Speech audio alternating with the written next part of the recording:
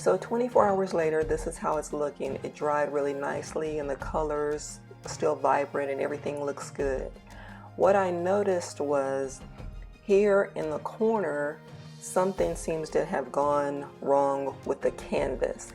And I don't know if it's actually the canvas itself or if it's the fact that maybe the paint was left too thick in this area, but it seems as if either the paint or the canvas has bubbled and now it has this three-dimensional effect, which, you know, could be okay if that's the look that I was going for, but I just don't understand why this happened. I've never seen it, you know, before. So if anyone knows what might cause this, if it's from thick paint or something else, please let me know in the description.